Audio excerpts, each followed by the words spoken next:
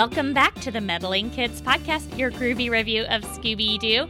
I'm Julie Kidd, and I'm joined by my good friend who is a real-life teenager named Aelita. Hi. Thank you so much for joining us, and you are on the show today because we're going to go out of order in our sequence and talk about Scoobynatural, which is a Scooby-Doo takeover of the Supernatural show. Okay, now no cursing. Okay. And don't be really violent. Okay. I know you're a teenager, so don't do like teenager-y things like graffiti. Is that a thing teenagers do? I don't think so. Oh, okay, no truancy. Don't be truant. I don't know. I'm just trying to set some ground rules and be like an adult and stuff. Okay, so tell us what you know about Supernatural. Who are these dudes? Because it just kind of looked like three white men, and I couldn't keep them straight. There are two brothers, Dean and Sam Winchester, and they are basically hunters, not exactly for a living, but they hunt supernatural creatures. And then there's Castiel, who's an angel and helps them sometimes when it is in accordance to God's plan, quote unquote, is what he calls it at the very least, but it's more when he feels like it. Okay, that makes sense, because one of my questions for you later on is, it looked like Castiel, repairs Shaggy's arm, and I didn't know if he's supposed to be some sort of magical being or something. Yeah, he's an angel. Here's my next question for you. Do you ever watch Scooby-Doo? I am not able to access it, but I've seen, clips and episodes. None of your excuses. I'm not able to access Scooby-Doo. Come on. If you really wanted to watch it, you could beg your parents, unless they're really horrible parents. Oh, they're not. They're not horrible. In my library, there are Scooby-Doo comics, and so I've read those. Okay, that'll do. I need to have a talk with your parental folks later about your Scooby-Doo education and lack thereof, because I'm really disappointed. But that's all right. It's not your fault. I still really care for you, random teenager who I've pulled onto my podcast. Okay, I didn't mean to give you a guilt trip. It's really your dad's fault. Okay, so do you need me to explain to you who Scooby-Doo is? Is this something you know? Okay, all right. I know all of the characters on Scooby-Doo. Okay, well then here's my question for you, because it seems like throughout the episode they were drawing a lot of parallels between the two shows. Because like you said, Sam and Dean in Supernatural hunt monsters. And we know Fred, Daphne, Velma, Scooby, and Shaggy sort of hunt monsters too and solve mysteries. But what about the characters themselves? Which character is Sam most like? Who is Dean most like? Because they do say Castiel is most like Scooby-Doo. Scooby-Doo and Shaggy kind of mashed up into one angel person, probably. Is Castiel usually scared of stuff? Not exactly scared, per se. He's kind of acts the same way as them. They all Castiel has pieces of all of the characters in him, but he can be most related to Shaggy and definitely to Scooby. Okay, well, what about Sam and Dean? Because I couldn't really tell them apart too much. So Sam, he's taller. He has the nickname of Sam Squatch by some of the other smaller main characters. Uh-huh. And he has long hair. And he does a lot of the research. So I think he could be related to Velma. And Dean could be related to Fred, I believe. Yeah. Okay, so Dean is more like the risk taker. Dean's more the brute force, and Sam's more the researcher. So have you ever seen, well, it sounds like you don't have access, so you claim, in quotes, to Scooby-Doo. So you probably haven't seen the episode A Night of Fright is No Delight? No, I have not, but from what they were talking about, I kind of got the basic idea. Okay, well, let me just... stuck in a haunted mansion. Yes. No, I want to recap it for you. You must listen to my recap. Okay. I have a whole episode I could send you, but just really briefly, it's pretty similar to what happens in this episode, that Scooby finds out he's inherited some money, but he has to stay in a haunted house overnight. And then during the night, all these other relatives of the dude who's died, Colonel Sanders, start disappearing. And at the end, it's super creepy, Alita, because there's all these coffins in the basement of this mansion, including a Great Dane-sized coffin, in a cutout of a dog. It's so creepy. And in the other coffins, we see their bodies, but of course it's just dummies. And it's one of those wackadoo episodes of Scooby-Doo, because in the end, we find out that the ghost was really just the lawyer the whole time in a costume. But like, it's never explained, well, what actually happened to these relatives? Are they dead somewhere? Like, we're just supposed to assume that they all got scared and left, but it's never explained. So, there's lots of conspiracy theories about, oh no, they actually did die, etc. So it was a perfect episode for them to pick on because it's, so typical of like Haunted Mansion, but at the same time, it really was legitimately creepy. So anyway, it's a funny episode to watch. So I was really excited that that's the one that they did here. So why don't we recap this Scoobynatural episode for everyone? So this episode starts off with Sam and Dean fighting like a Barney type character. And I guess for people who watch Supernatural, they would know that, okay, this being is possessed because its eyes are glowing a little bit. But for people like me who haven't really watched the show, it just looks like they're being really mean and beating up a Barney. And especially like at one point, they douse it with holy oil and then set it on fire. Well, when you're dealing with cursed objects, because that's what they thought at first was that was a cursed object. They were not aware that it was possessed. Uh-huh. But yeah, holy oil and holy water and fire is the best way to get rid of a cursed object. Same with like dealing with ghosts. Salt and fire is normally the best way to deal with it. Well, now I know, and I think I need a bigger purse because mine is just filled with like baggies of Cheerios, 20-sided dice, and stuff like that. But we also should have a pocket for holy oil and salt, etc. So live and learn, listeners. Then this store owner, this dude named Alan, is like, hey, thanks so much for saving me. That was pretty crazy. And he gives them their choice of anything in the store to take. And then while they're talking, this guy named Jay comes in, and he's the local real estate developer. And can you describe this dude? I don't know if sleazy would be the good way to describe it, but Totally. he doesn't look trustworthy. Probably someone that you would meet in Scooby-Doo who's playing the ghost.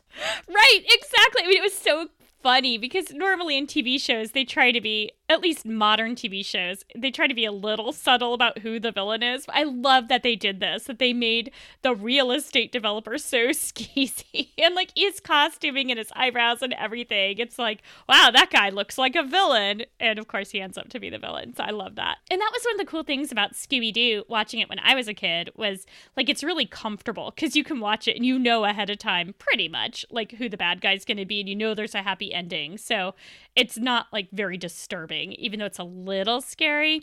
I don't know about you, but when I was a kid, and still today, I don't really like to watch things if I don't really know that they're going to end happy.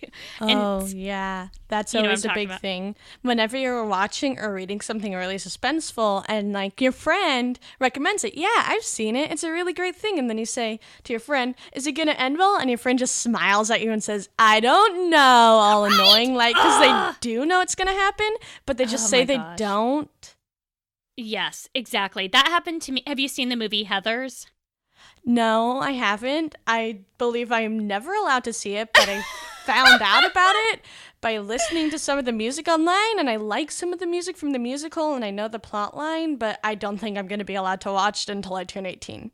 Okay, well, when you turn 18, I'll totally watch it with you. But yeah, I remember the first time I watched it, my friend Deborah, who might be listening, told me it was hilarious. And I just thought it was a lighthearted comedy. And it is a comedy, but it's a dark comedy, which is very different and sarcastic. And I kept expecting like characters who had died to come back to life, but they didn't. And I was, a little sad. A little sad. Anyway, okay. Wow, this episode is going to be super long if I keep stopping and interrupting you. I'm so sorry.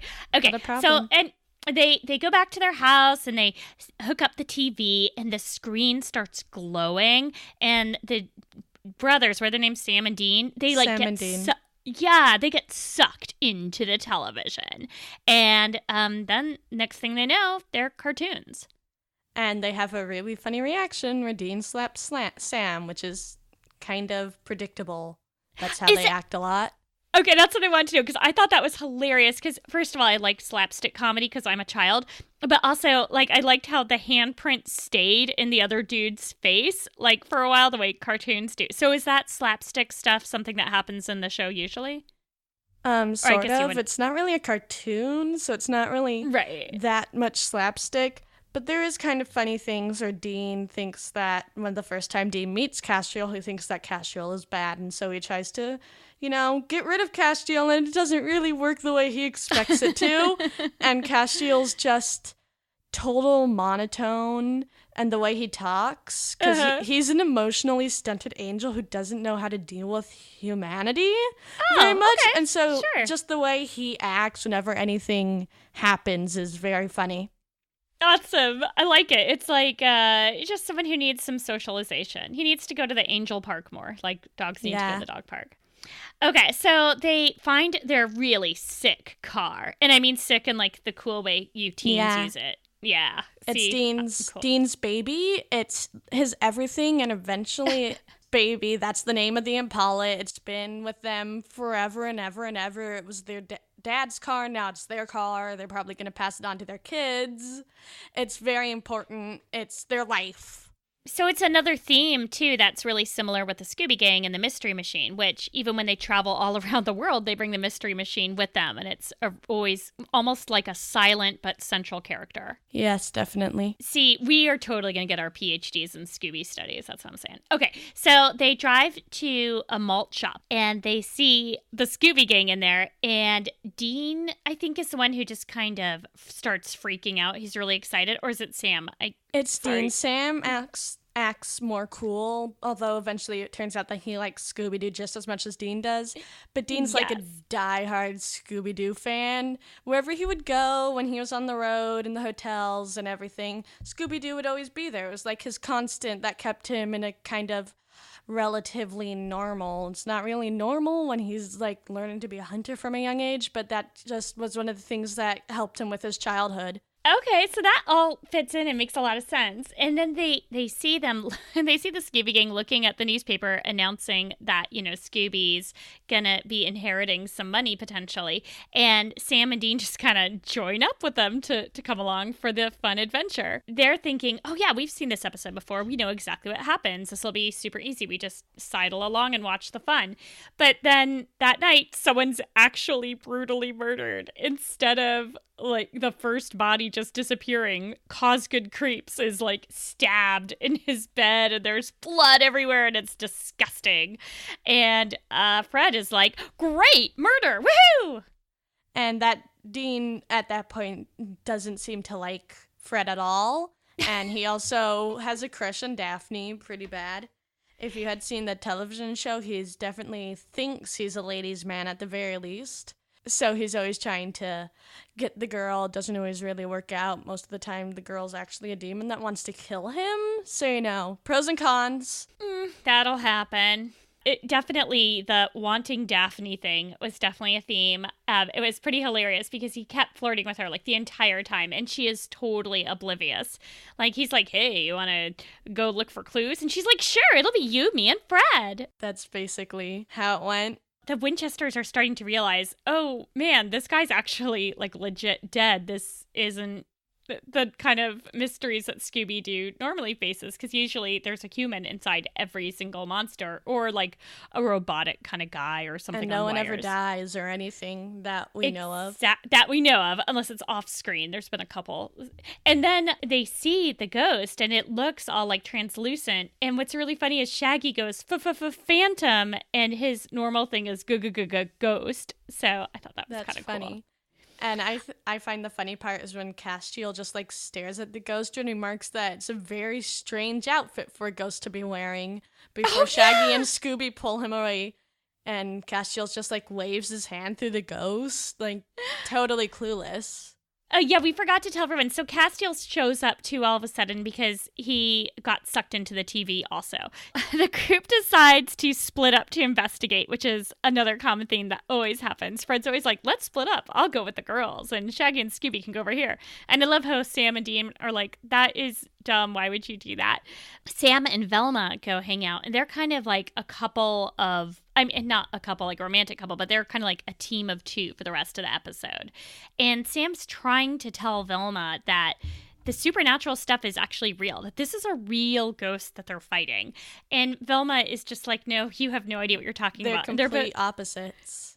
Right, and they're both, like, being kind of condescending towards each other. She's like, look, I have solved hundreds of mysteries. And he's like, I've saved the world. And she's like, that's cute, but ghosts aren't real. This is wires and stuff.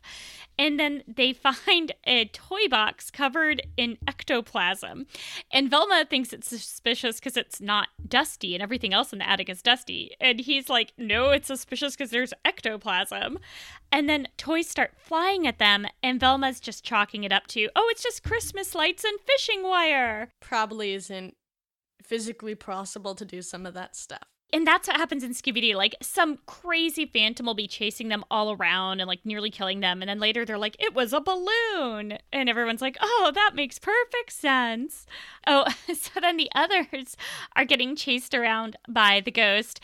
So let's see. It's Castiel, Shaggy, and Scooby are being chased by the ghost somewhere. And then Daphne, Fred, and Dean fall through a trapdoor and into the dark. And Dean's like, hey, Daphne, want me to give you a once-over to make sure you're okay? But when the lights come on, it's actually the ghost he's about to feel up. And I love that because that's something that happens in Scooby all the time, that they're like, here, let's hold hands to be safe. And Shaggy's like, Scooby, your paw feels weird. And when they turn on the light, he's actually holding hands with a ghost or something. Very classic and funny. When's the part when they find the other disgusting dead body? Oh, so the other disgusting dead body is before they get chased around in circles by the phantom. Okay. They hear the scream, and they go in, and there's another dead body that's been decapitated in multiple spots and cleaved in half and hanging. And once again, yeah, it's like horrific. Fred's just like, let's go look for clues, and they keep going, you know? And so that makes Dean a little bit angry because have you no respect for the dead? It was horrifying. And the Scooby Gang's like, oh, must be fake. And so at this point, they decide to tell them, no, look, you guys, this paranormal stuff is real. Like, there is a real ghost. You need to be super duper careful here. The ghost comes again, and Sam and Dean use iron candlesticks, which I didn't know this. Apparently, iron can, like, repel ghosts. Yes, iron and salt works very well. And now I know, adding that to my purse. And Shaggy gets thrown off the windowsill, falls, and breaks his arm. And apparently the ghost, I believe, is actually warping the reality of that universe because normally stuff like that always happens to Shaggy and he doesn't get hurt. Right. But because there's an actual ghost, he does break his arm, which later gets fixed by Castiel because he has angelic grace. And now I get that. That was very confusing to me before. So the Scooby Gang is like, what is going on? How is Shaggy actually hurt? And Fred has like a bloody nose and stuff. So that's where Sam and Dean are like, seriously, no, there are ghosts in the world. This is a real ghost. They basically have panic attacks until Dean gives them a pep talk and it turns out that Sam actually is also a Scooby-Doo geek. Yay! So they're like, we're gonna do what you guys do best. Fred, build us a trap. And he sets like this totally ridiculously complicated trap, including us. Do you remember it? Yeah. So they've got the iron and the salt that they got from the Impala. The trunk of the Impala has tons and tons of gear for hunting ghosts and other monsters. It's like, kind of like, I don't know if the mystery van has any of that, but... I think you mean the mystery machine. Mystery machine, I'm sorry, I forgot. Mystery machine, very important.